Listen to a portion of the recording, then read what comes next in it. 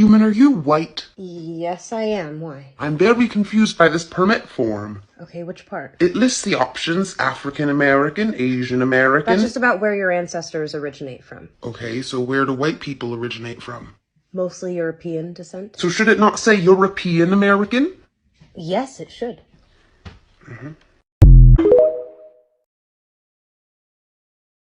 A lot of you bitches are worrying about the wrong thing. You so pressed about these drag queens when the real chomos are coming into your kid's school pretending to be their parents and trying to kidnap them. And yes, Buki, you heard me right. I did say kidnapped. Oh, this case is very much real. Because this man right here, Reed Duran, yeah, he tried this and almost got away with it. Let me paint you a picture real quick. It's the parents' favorite time of the year, August, bitch. Kid is getting ready to go back to school, but first you have to go to an open house. That's where you see 35-year-old Reed Duran. You see him hovering around a specific kid very awkwardly. Almost like he knows the kid, but the kid is like, bitch, I don't know you, where's my mom? The principal was real suspicious because he thought he knew every parent, but he didn't know who the fuck this was. And ding ding, he was right. If you ask Reed Duran, he was just driving past and he saw all the children and all the people gathering, and so he just wanted to come and join. Yeah, when he pulled up, he obtained not only children books to look like he was a parent, but he also got a paper and filled out a form like he was one child's parent.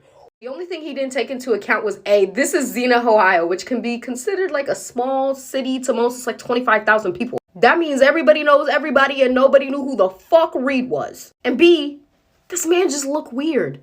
Don't he just look suspicious? He just looked like he about to snap. So Reed walks into the building. He's looking at the kindergartner wall like, which one of these children am I gonna pick out today? He figures out which one and he starts hovering close to that child. Again, awkwardly. And the principal, he's suspicious. So when the principal finally sees the child's real parents, he's like, He immediately calls the police, y'all. Who show up in like 2.5 seconds because remember, this is Xenia, Ohio. 25,000 people live here. And police immediately pull Duran outside and start asking him questions. But all this man does is lie. Lie like men do. Okay, maybe not fully lie, but he was not telling the truth. At first, he tried to say what I said in the beginning, that he just seen all the children and he just likes children. But then he fully fucking admitted to having a sexual attraction to children and he just wants to be around them. Then police finally decided to search his vehicle and baby, what they found, Y'all, there needs to be more conversation about how white-dominated transgender spaces and representation is. And this is problematic because expectations of what passing means and transgender narratives become rooted in Eurocentric beauty standards and westernized ideals of what masculinity or femininity means. And this means that the experiences of people of color get left out. For example, transitioning for trans men often implies this gaining of white male privilege. But for trans mass people of color, it means we have to confront new types of racism that I don't get here talked about in transitioning stories.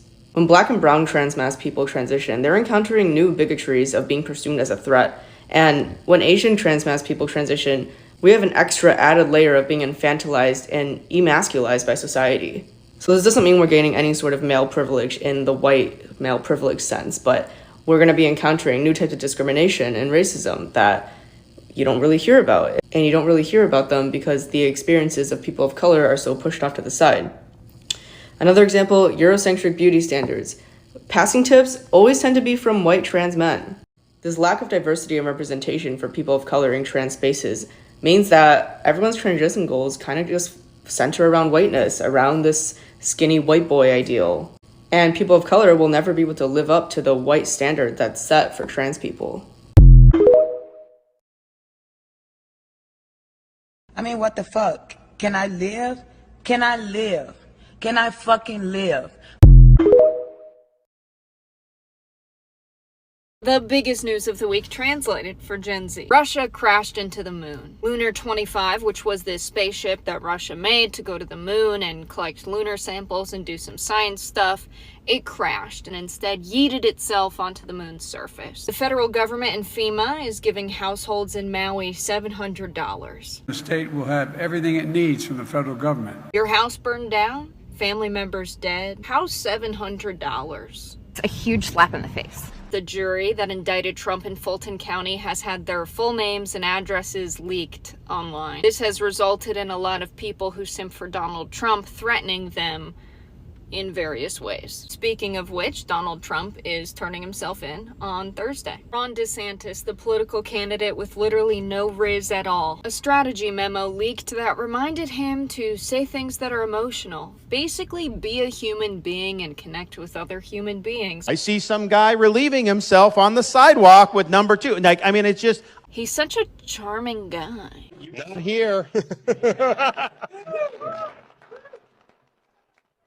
In celebrity news, it's finally known that Timothée Chalamet's name is pronounced Timothy, which kind of sounds like someone's doing baby talk. Timothée Chalamet. I would have never told anybody it's supposed to be pronounced Timothy.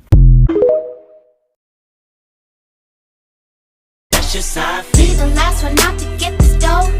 No way. Love one of your bucket-headed hoes. No way.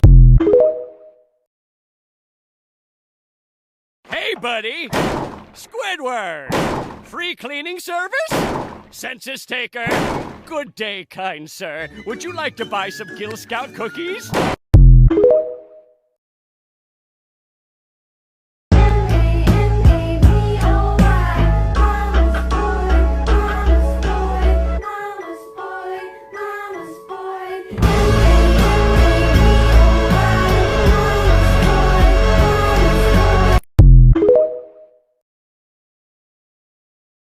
Hi, Benji here.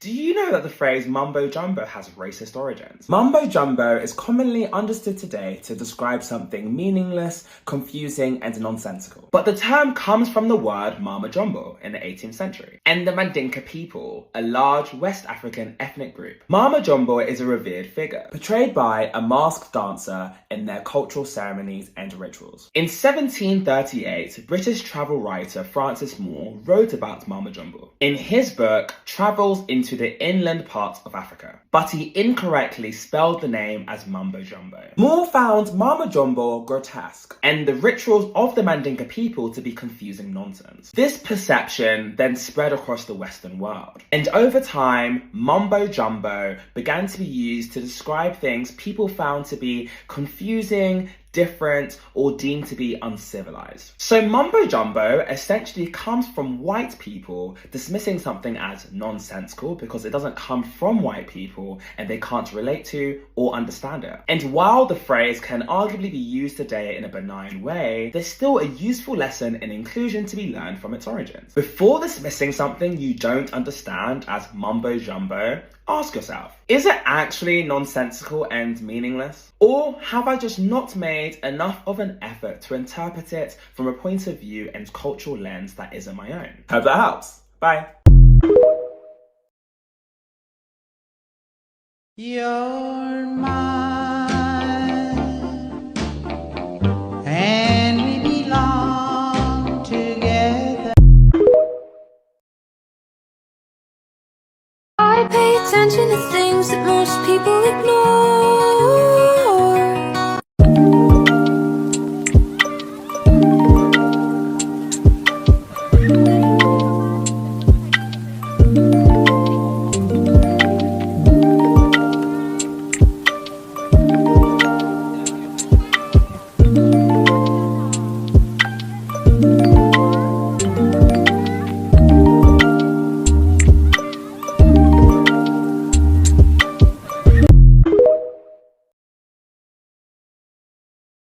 Okay, with Stuff Your Kindle Day being 7 days away, I just want to make sure everybody is fully prepared. So remember, you do not have to have an Amazon Prime membership or a Kindle Unlimited membership to participate. I have a step-by-step tutorial on how you can get thousands of ebooks for free on September 20th, and it is coming up fast. I am so excited. So for those asking, no, you do not have to have the Prime membership or KU membership. Yes, I will be doing the same really funny lists that I did last time. And you guys, the last time I did this, there were over like 30,000 downloads from those books I recommended. So I really hope you all loved those. So either save this video in a specific book talk folder, or you could follow along because I will post on the 20th when I have those lists available for you to look at. And the great news too is if you don't have a Kindle, that is okay. That is okay. If you have a cell phone, You could get the Kindle app, guys. Get the Kindle app on your cell phone. I use the Kindle app on my phone and it is amazing. I love my Kindle app. I use it at night to like binge read books until 4 a.m. in the morning on my phone. I love the Kindle app. Get the Kindle app for your phone, I'm telling you. So I really hope this is helpful. Definitely make sure to save the video or tag along if you want to come back for my list on the 20th, and let me know if you guys have other questions I can answer. Bombastic side eye. Criminal offensive side eye. What's considered trashy if you're poor, but classy if you're rich? Wearing stolen shit.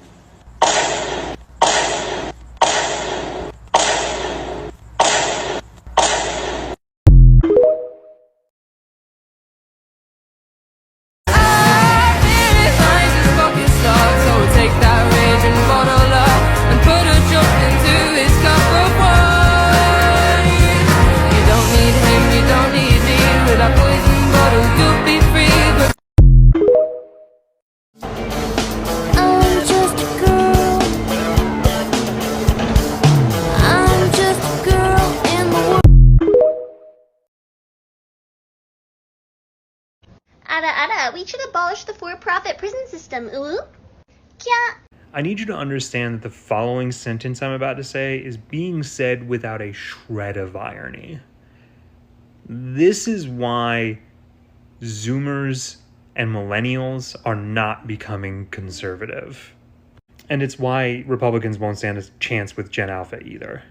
There's nothing that any Republican pundit or content creator or anything can do to counter this programming. This is effective agitprop. This would make Ben Shapiro's head explode. No Republican e-girl could come out and be like, "Kya, George Soros is trying to turn all the kids trans and that's a bad thing. Ooh woo." The clip of me saying that is gonna haunt me, I know. And like, she's spitting. Like, someone cooked here. Literally the next thing that she says is the government should tell you exactly how much you owe in taxes, and the only reason they don't is because of conservative lobbying efforts by tax preparation people like H&R Block and TurboTax. In an anime voice. These videos caused very mixed feelings, but goddammit, they're effective. So I salute you, Comrade Kaisa. I don't understand why this works, but you're doing great work.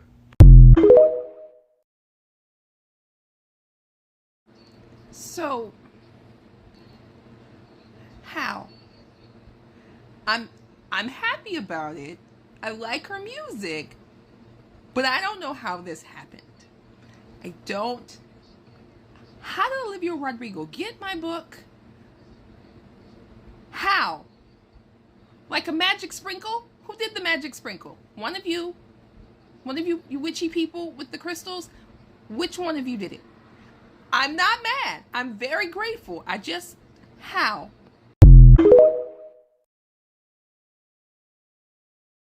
It only takes a little bit of white brainwashing. Less than 10 years ago, this hairstyle would be considered unruly and unkept and dirty in the same way that y'all are calling this unkept and unruly and dirty.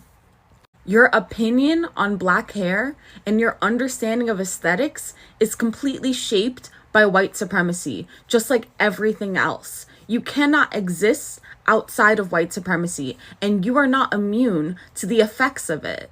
Your opinion on black hair is political, and there are white people that are seeing your comments. There are white people that are hearing what you're saying about how dirty and unkept we look. You are making white people feel more comfortable to degrade us. And your comments are the reason that natural hair was barred from the workplace. Think before you say stuff. We'd like to think that the ugly history of blackface is behind us, but before you head off for that self-congratulatory victory lap, I'd like to introduce you to a term you might not be familiar with. It's called digital blackface. Yes, it seems America's oldest form of cultural vulturism has updated itself for the social media age. What is digital blackface, you ask? It is the increasingly common practice of using the cover of online anonymity to disguise your true identity by playing racial dress-up. I'm Dara Star Tucker, and this is the breakdown. Now, digital blackface can be done in a number of ways, often by uploading a deceptive profile picture or not using one at all, and simply announcing in the comments that you're black and using that false identity as a way to bolster your position around the issue of race. It's generally done to justify behaviors that might not be considered racist if a black person were co-signing them, as in, I'm black and I don't think behavior X is racist at all. This practice was on full display in November of 2020 when former Pennsylvania Republican congressional candidate Dean Browning tweeted from his account, "I'm a gay black guy, and I can personally say that Obama did nothing for me. My life only changed a little bit, and it was for the worse." It was then discovered that he thought he was tweeting from his burner blackface account, under which he had posted several racist and sexist tweets in the past. He offered a convoluted explanation for the whole debacle, but the damage had already been done, and he lost his primary bid. This is perhaps the most extreme example of something that happens on a much smaller scale quite often on social media. Post a comment under a video about race, claiming to be a black person who doesn't have a problem with certain racist language or behavior, and chiding your fellow black people for being victims, sheep, pawns, whatever. The second form of digital blackface is a bit more insidious. It's more common with younger people on social media, and that's the adoption of what's known as AAVE in online spaces. AAVE is an acronym for African American Vernacular English. It's an informal dialect created by African Americans that has evolved over time. It contains a lot of the slang that ends up being popularized once it hits the mainstream. As with real-life blackface, the commenter isn't necessarily trying to present themselves as an actual black person. Nowadays, they adopt the language or cadence of African Americans to appear more edgy or street smart than they actually are. In short, they do it because it's cool. The third form of digital blackface is usually done innocently enough. It has to do with the use of emojis or GIFs of African Americans to express various emotions online. Stanley from The Office rolling his eyes, Raven-Symoné chewing gum furiously. There's usually no harm meant by it, but when it's used by people outside of the black community, it can perpetuate negative stereotypes of black people as overly emotional, aggressive, highly animated, or buffoonish. There is a direct through line to the era of minstrelsy, where black people were used as stand-ins to express a broad range of emotions that white people weren't comfortable expressing themselves. The important thing to remember is that blackface, whether done in the real world or online, doesn't necessarily have to possess ill intent in order to cause harm. Once you know better, you do better. In part 2, I'll talk about a close cousin of blackface called blackfishing.